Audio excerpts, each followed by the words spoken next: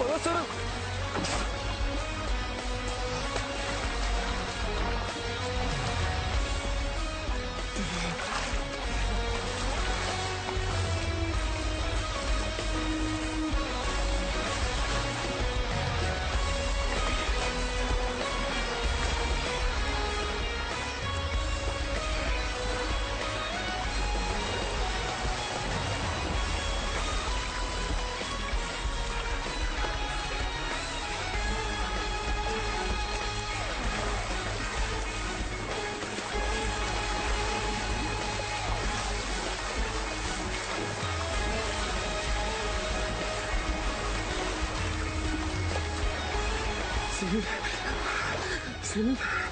Selin duyuyor musun beni Selin?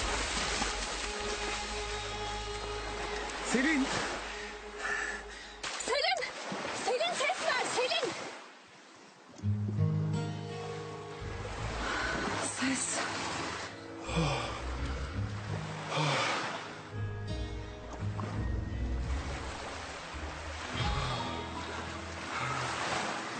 Korktun mu abi? Sana bir şey oldu sandım. Kızım sen niye tek başına denize giriyorsun? Her seferinde ayağına kramp giriyor işte biliyorsun bunu. Nazlı abartma tamam. Ali beni kurtardı işte. Bir daha denize gireyim deme. Kalbim ikinci kere bu heyecanı kaldırmayabilir. Ölümden dönmesek sevildiğimizi hissetmeyeceğiz ha. Ya sus. Ölüm deme manyak. Hadi sen de iyisin bak benim sayemde denize girmiş oldun.